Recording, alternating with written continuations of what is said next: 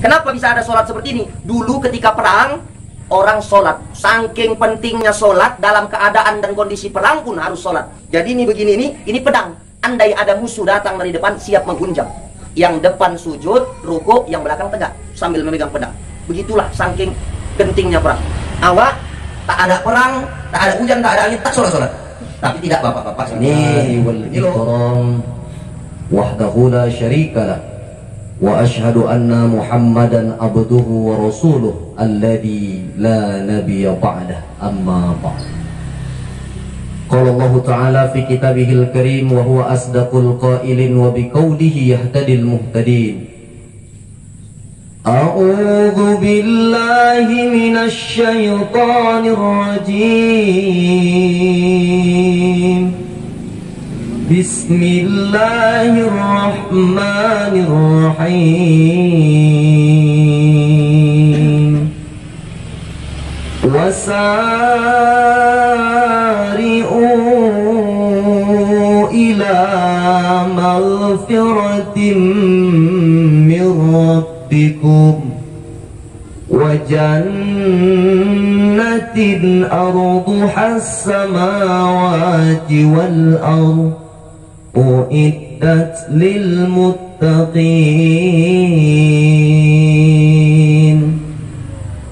Sadaqallahul azim, sadaqallahul azim, thumma sadaqallahul azim, wa nahnu ala dzalika minasyahidin wasyakirin. Alamin, karena banyak nikmat, banyak karunia Allah, dari nikmat yang terkecil sampai nikmat yang terbesar.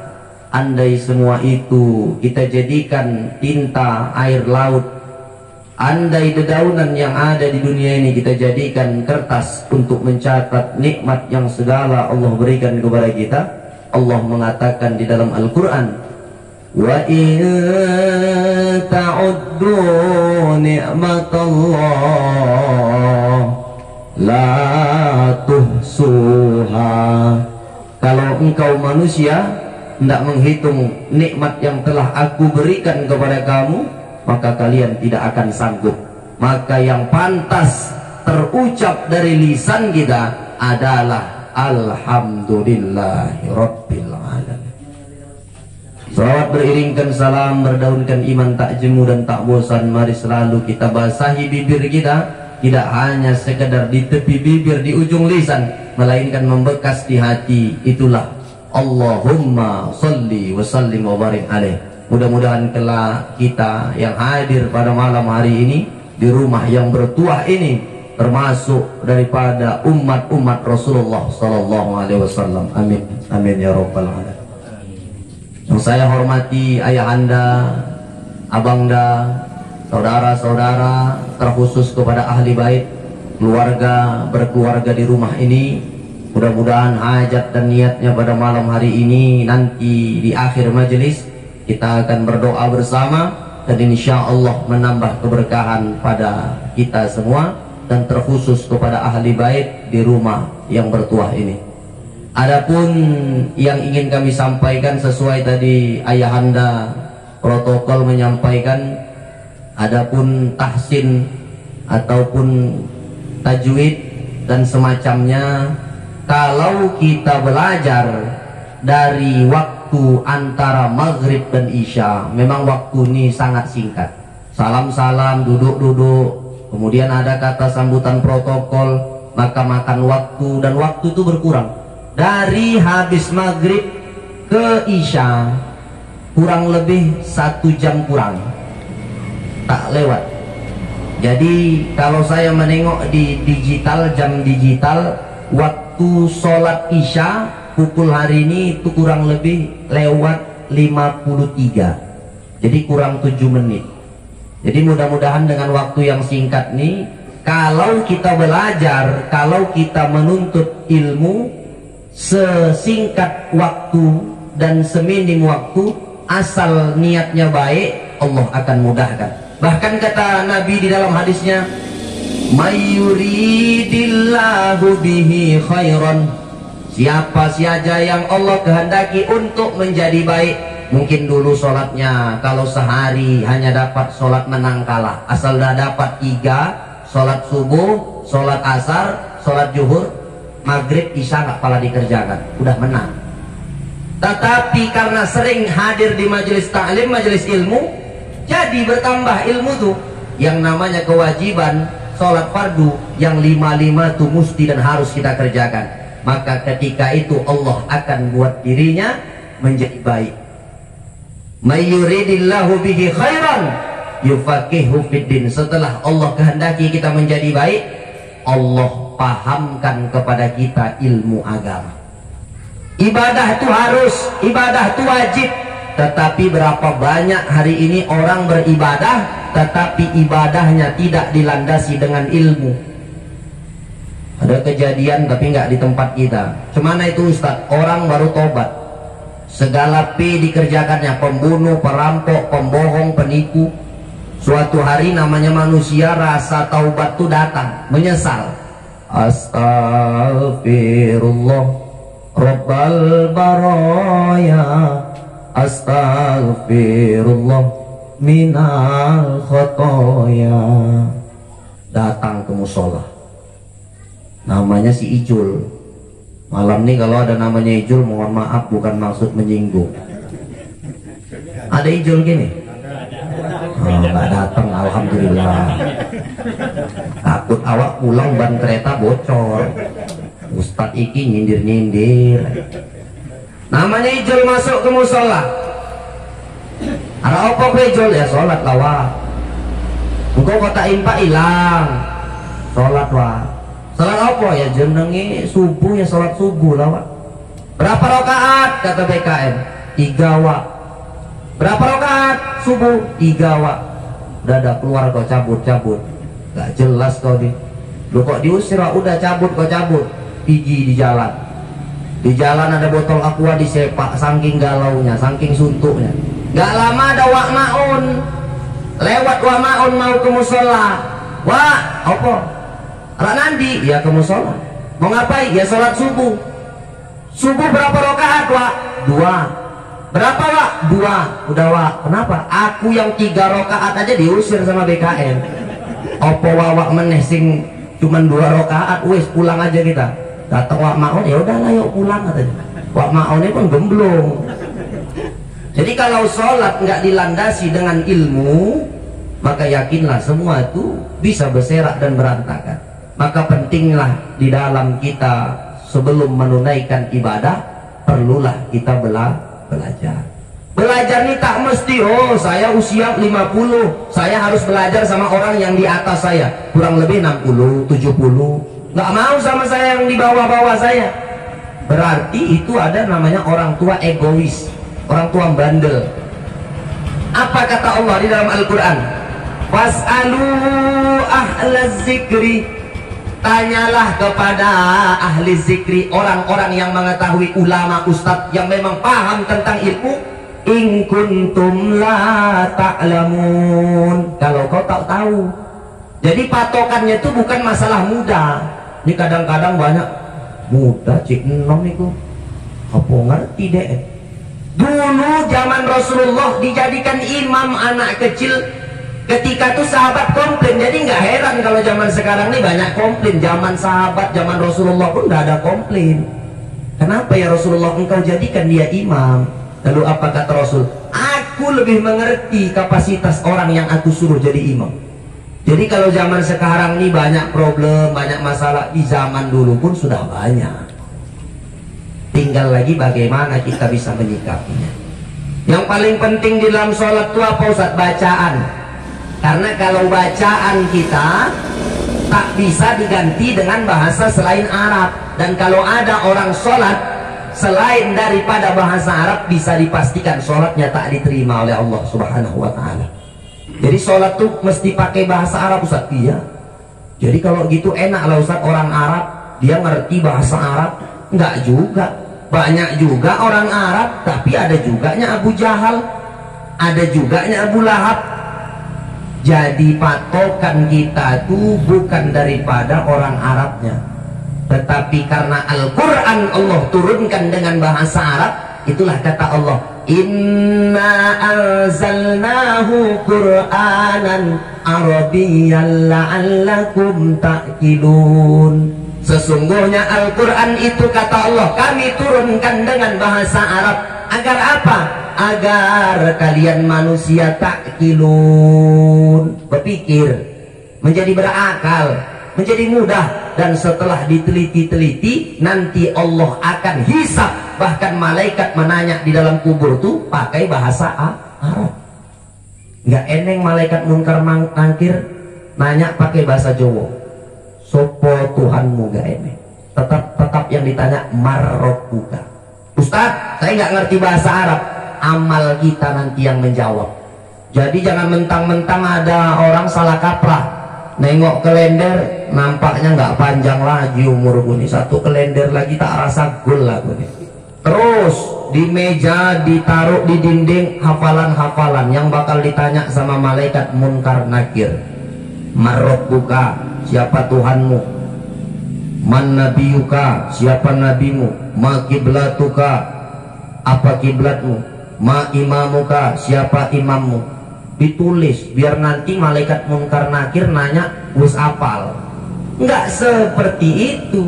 Tetapi yang menjawab nanti ketika dihisab di dalam tanah, datang malaikat dua munkar nakir, tidak lain adalah yang menjawab amal kita. Jadi berbanyaklah kita belajar. Kalau sudah belajar, kalau tak ngerti-ngerti juga, tak paham-paham juga, Allah kasih keringanan. Dengan catatan itulah yang kita punya. Maka ulama sependapat, ada orang non muslim masuk berucap syahadat, sah dia menjadi seorang Islam, dan dia hanya hafal doa ataupun hafalan surah-surah pendek. Contoh hafalnya surah Al-Ikhlas. Dia mau sholat, sudah kumandang azan sholat isya, boleh dia sholat? Boleh. Dengan apa? Iftitah tak hafal, doa ketika sujud tak hafal, doa ketika iktidal tak hafal, tahiyat juga tak hafal, boleh dia sholat hanya pakai yang dia hafal tadi? Boleh. Tapi dengan catatan dia terus belajar. Jangan mentang-mentang gini boleh, besok banyak bapak-bapak udahlah ini kita mainkan terus. Kata Ustadz India tuh boleh dia. Tidak, tetapi terus kita belajar. Tadi saya dengar Pak protokol setiap sebulan tuh 2 kali. Jadi ya 2 minggu sekali kan. Jadi mudah-mudahan dengan kegiatan ini bapak-bapak umat-umat kita ini cerdas. Maka yang paling penting Fatihah digurukan. Saya dengar ada juga Ustadz Mulyanto mengajar, tetapi karena waktunya singkat dia minta itu habis isya. Adapun yang memang bisa dirembukkan habis isya, habis isya. Tapi adapun yang bisa habis maghrib, ya kita cari yang bisa habis maghrib. Karena kalau habis maghrib ini dia dapatnya 3. Pertama, dapat sholat maghrib berjamaah.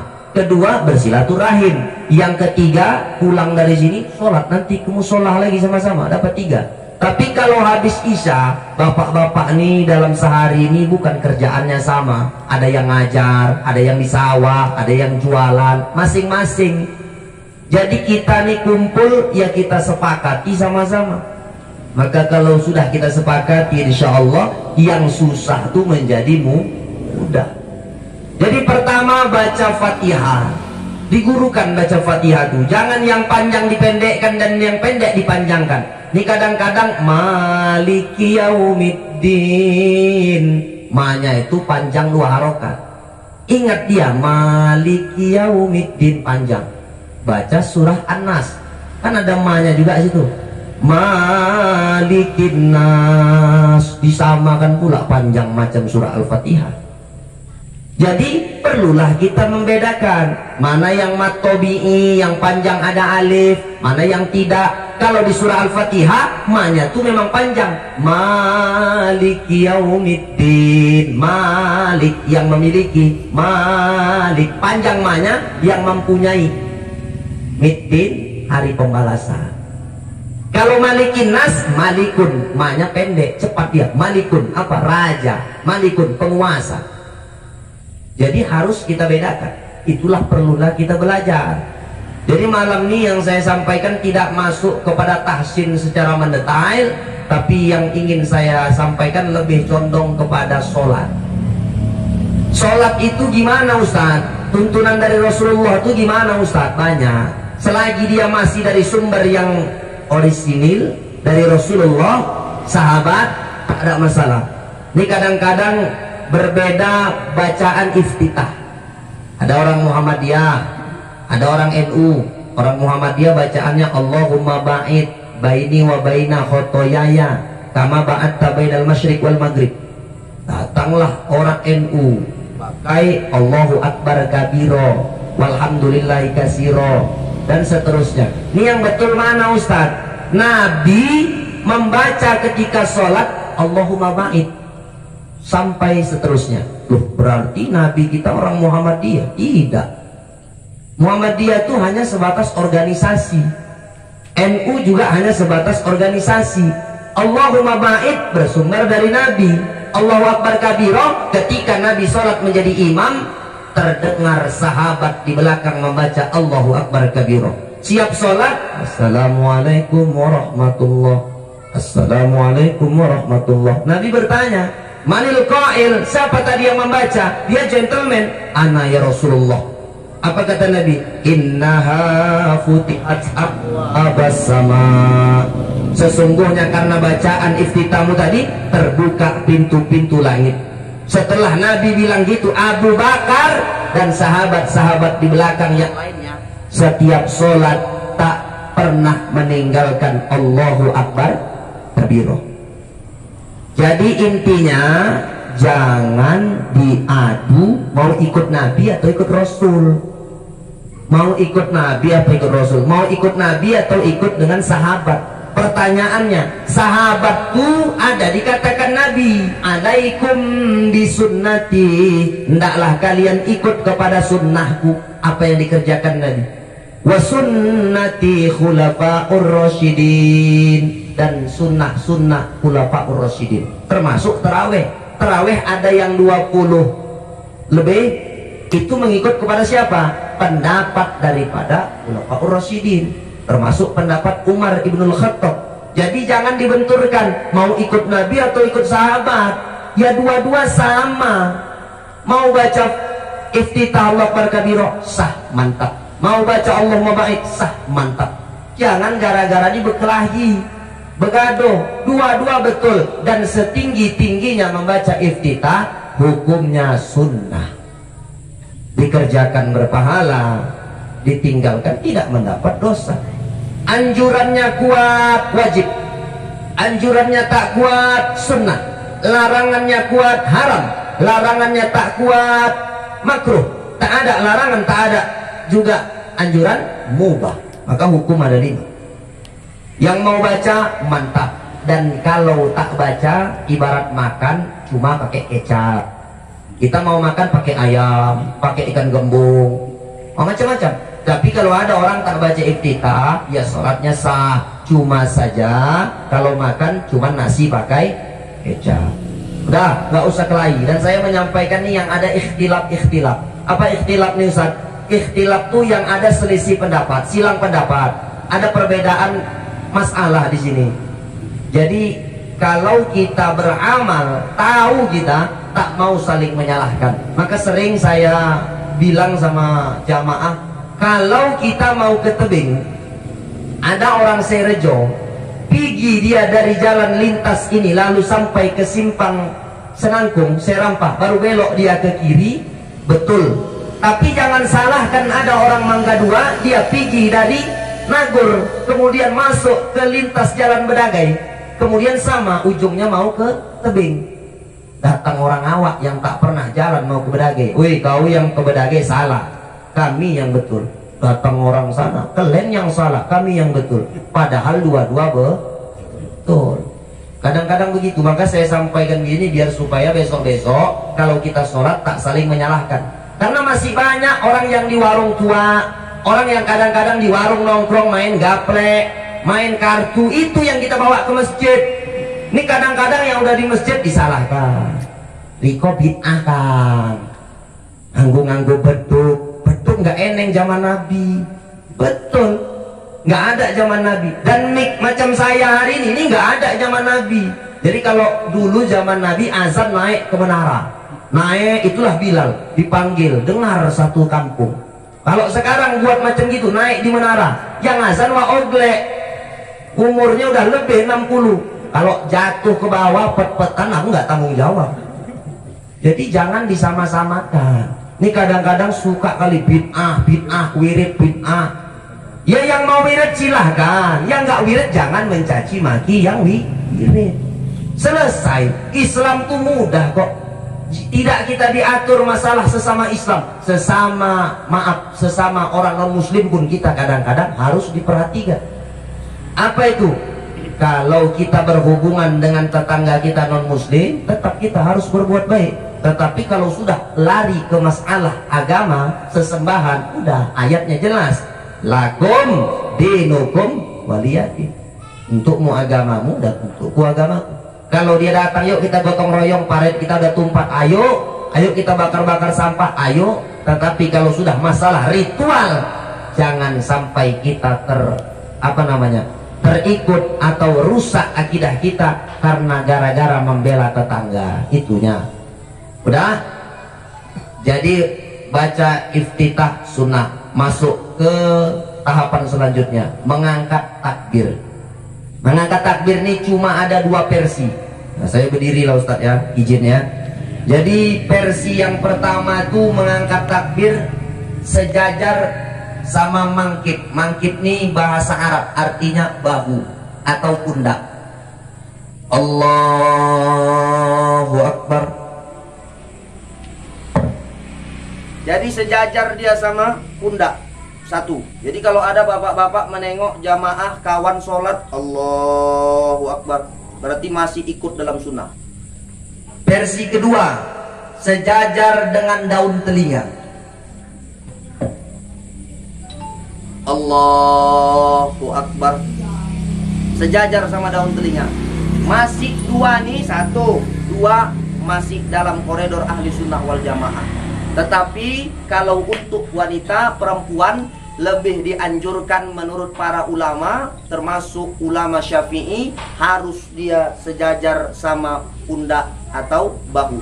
Kenapa? Perempuan tuh sebaik-baik dia sholat di rumah. Jadi kalau sholat di masjid ya boleh untuk syiar. Tapi perempuan, kata Nabi, sebaik-baik sholat di rumah. Dan di rumah itu di dalam kamar.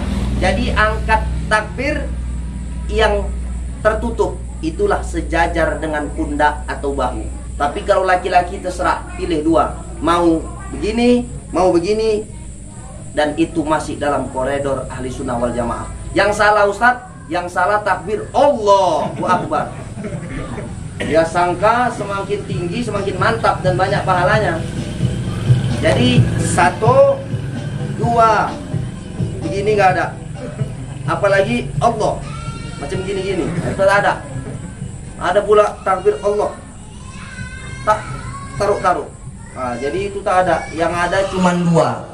1 sejajar sama bahu, 2 sejajar sama anak ke telinga. Terserah mau pakai yang mana. Dah. Sampai sini jelas? Jelas. Yang selanjutnya masalah bersedekap. Habis takbir tadi, tangan ditaruh ke perut dan semacamnya. Ini saya jelaskan, kita tinggal di Indonesia. Indonesia ini menganut pendapat, mazhab itu artinya pendapat yang paling dia condong. Maka mazhab itu ada 4 yang terkenal. Yang pertama Imam Hanafi, meninggal pada tahun 150 Hijriah.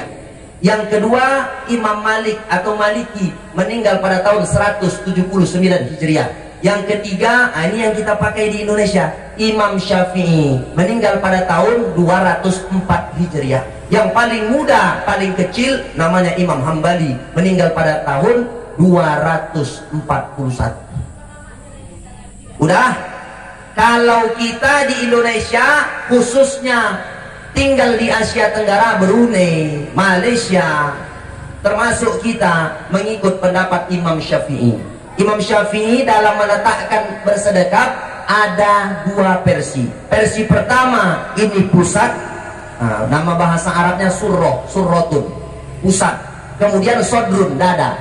Menaruh bersedekap baina surrati wa sodri, antara pusat dan dada. Jadi ini pusat, ini dada. Dalam takbir kemudian bersedekap Allahu Akbar, kurang lebih ulu hati.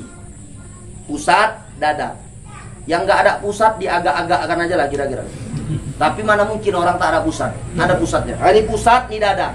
Posisinya Allahu Akbar, pas antara pusat dan dada. Kalau bapak sholat seperti itu berarti mengikut pendapat Imam Syafi'i dan itu betul. Versi kedua, alal kolbi. Apa itu arti kolbi? Jantung. Apalagi Ustadz, hati. Karena di sini banyak rasa, maka disebut dengan kolbi. Yang masih berbolak-balik antara iya apa enggak, iya enggak, itu kolbi. Tapi kalau sudah dia setingkat Rasulullah, namanya fuad.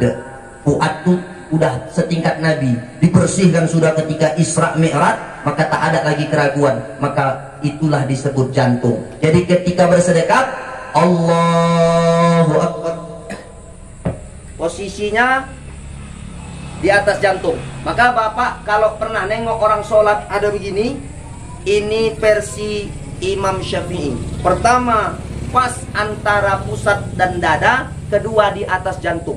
Kenapa bisa ada sholat seperti ini? Dulu ketika perang, orang sholat, saking pentingnya sholat, dalam keadaan dan kondisi perang pun harus sholat. Jadi ini begini, ini pedang. Andai ada musuh datang dari depan, siap menghunjam. Yang depan sujud, ruku, yang belakang tegak sambil memegang pedang. Begitulah saking gentingnya perang. Awak tak ada perang, tak ada hujan, tak ada angin, tak sholat-sholat. Tapi tidak bapak-bapak sini. Ini loh, ini kadang-kadang bapak-bapak tersinggung atau usah undang lagi loh Ustaz nih. Payah disinggung-singgungnya kita. Tidak. Jadi dalam keadaan perang pun sholat. Jadi versinya ada dua. Pertama ini pusat, ini dada, di antara pusat dan dada. Kalau yang masih sinyalnya bagus-bagus, ini pasti ingat nih, pulang ke rumah ada dua. Tapi kalau dia pakai sinyal-sinyal XL, udah pakai tria, itu agak lemot-lemot sedikit, agak bawa buku, bawa catat-catat. Kalau tak bisa juga nanti bisa SMS ke nomor saya, nanti saya balas seminggu ke depan lah. Udah, jadi dua, satu, dua. Tapi ini pendapat Imam Syafi'i. Bapak mau pilih, dan saya termasuk yang mengikut di antara pusat sama dada kalau sholat. Takbir saya sejajar sama anak telinga. Maka Imam Syafi'i itu, mengikut Imam Syafi'i, sholat itu niatnya itu kapan? Berbarengan dengan mengangkat takbir. Dari A sampai bar, Allahu Akbar, disitulah dimasukkan niat. Maka kalau kita pengikut Imam Syafi'i, ada namanya lafaz talaffuz bin niat. Usolli fardol maghribi. Sholat apa? Maghrib. Berapa rakaat? 3. Kodok atau tunai. Karena kodok ini bukan kodok yang melompat ya, kodok itu ganti. Jadi ada sholat ganti. Contoh, bapak dulu preman, tahun-tahun gak enak dulu lah, rupanya baru taubat selama setahun ke depan ini. Sholat-sholat yang dulu boleh dikodok, diganti. Siap bapak sholat subuh satu lagi. Siap sholat zuhur, siap zuhur satu lagi. Kurang lebih berapa tahun? Kurang lebih saya pikir-pikir adalah Ustaz 20 tahun ku tinggalkan sholatku. Umur bapak berapa sekarang? 40 tahun. Berarti kalau mencapai dia 20 tahun, 40 tambah 20 berapa? 60. Rupanya sebelum sampai 60 dan meninggal. Cemana Ustaz? Insya Allah yang kurang tuh akan dihapuskan oleh Allah. Tapi niat kita tobat dikodok. Siap sholat zuhur, siap sholat asar, siap sholat maghrib isya, kita sholat kodok. Niatnya gimana? Kalau sholat yang tunai, contoh tadi kita maghrib, usolli, sengaja aku sholat, usolli fardol maghribi salasa rokaatin. Mau pakai mustaqbilal kiblati bisa, nggak pakai itu pun bisa, langsung adaan. Adaan itu artinya tunai. Tapi kalau dia nggak tunai, kodokan. Maka yang pertama tadi adaan, siap awak sholat tadi maghrib, doa imam, selesai kita sholat sunnah, sholat lagi satu lagi. Nah niatnya usolli fardul maghribi salasa rakaatin mustaqbilal kiblati qadaan, ganti lillahi ta'ala, Allahu Akbar. Jadi gitu. Jadi harus jelas. Menurut mazhab Syafi'i, kalau takbir itu niat itu berbarengan sama takbir dari A sampai bar, Allahu Akbar, disitulah dimasukkan niat. Maka mazhab Syafi'i kalau ngangkat takbir itu lama pak, Allahu Akbar, karena disitu memasukkan niat. Kalau di sana di Saudi Arabia yang udah pernah umroh ataupun yang mau haji dan umroh, nanti dijumpai di sana mazhabnya Hambali yang paling mudah. Gimana Ustaz? Kalau mengangkat takbir, mengangkat niat tadi, niat itu boleh beberapa saat sebelum takbir. Jadi ini belum sholat nih, belum takbir ini, dia niatnya beberapa saat sebelum takbir. Maka nggak heran kawan bapak dari organisasi Muhammadiyah masuk dia masjid, Allahu Akbar. Aku tanya, iya apa ya? Tiba-tiba masuk dari luar, iya udah sholat. Begitu. Dan pendapat Imam Hambali, takbirnya itu beberapa saat sebelum, niatnya itu beberapa saat sebelum takbir. Makanya cepat ya, Allahu Akbar. Bapak tengok video di YouTube, nama imamnya Syekh Sudais. Syekh Sudais ini kalau jadi imam, dia tak lama macam kita. Allahu Akbar. Ya, dah dirapatkannya sabda Allahu Akbar. Karena menurut mazhab Hambali, niat itu boleh beberapa saat sebelum takbir. Tapi kita ikut pendapat Imam Syafi'i. Niat itu kapan? Berbarengan dengan takbir. Jadi dari A sampai bar tadi dimasukkanlah niat. Allahu Akbar. Jelas? Jelas? Masuk bersedekap tadi. Mazhab Syafi'i ada dua, di antara pusat dan dada, di tengah-tengah, di ulu hati. Lalu yang kedua di atas apa? Jantung, atau di atas nih kolbu. Tapi ada pendapat lain. Apa itu? Pendapat Imam Malik. Imam Malik ini di mana Ustaz? Kalau Bapak tahu Afrika, termasuk di situ Tunisia, Aljazair, kemudian dan sekitarnya, itu banyak mengikut pendapat Imam Malik atau Maliki. Imam Malik ini gimana Ustaz? Dalam meletakkan bersedekap, ini pusat, pas sejajar sama pusat. Allahu Akbar, pas di atas pusat. Jadi kalau ada kawan bapak sholat di atas pusar menaruh bersedekap, jangan salahkan, dia mengikut pendapat Imam Malik.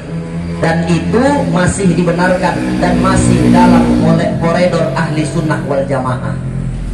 Lalu yang kedua versi Imam Malik, tidak di atas pusat, nggak di bawah dada, nggak juga di atas jantung, nggak juga di atas pusat. Jadi gimana Ustaz? Allahu Akbar. Ini tangannya lepas. Andai saya nanti sholat isya di musola kita nih, saya jadi imam, saya buat macam gitu tadi, sap, lurus dan rapatkan, dah, nah, sholat kita, Allahu Akbar. Begini saya, sedang sholat, Pak protokol sama kawannya senggol-senggolan. Kenapa? Imam kita sesat. Kenapa? Tengok tangannya di bawah dua-dua. Padahal itu mengikut pendapat Imam Malik. Cuma kita di sini mengikut kepada Imam Syafi'i. Kalau seluruhnya Imam Syafi'i, ya imam yang datang ikut. Contoh di sini wirid habis maghrib, ya ikut habis maghrib. Jangan kita buat tengah malam, berarti awak aneh sendiri. Begitulah datang kita mengikut menengok. Orang Muhammadiyah datang ke masjid subuh tak pakai kunut. Kalau dia sholat ke masjid orang kita berkunut, dia tetap ikut berkunut. Kalau kita datang ke masjid orang tuh sholat kita, lainnya semua orang tuh karena subuh tak pakai kunut, jangan awak siap ruku Orang tuh sujud, awak sendiri Allahumma hdini fiman hadait. Siap sholat tengokin tiap orang. Jadi memasukkan mazhab ke mayoritas kebanyakan kita. Nah itu azan kan. Nah, jadi karena azan kita berhenti sejenak. Insya Allah materi-materi yang lain, dan kalau memang mau berlanjut, insya Allah kalau tak ada halangan kita bisa berjumpa, dan insya Allah kita bisa belajar, dan belajar nih sama siapa saja pun boleh. Dan insya Allah kalau yang disampaikannya baik kita ambil, karena sama seperti itik. Itik itu yang keluar dari duburnya itu apa kotoran semua? Tidak. Ada telur kita masak. Jadi apapun yang keluar daripada cakap atau berbicara dari orang lain, baik ambil, yang tak baik buang.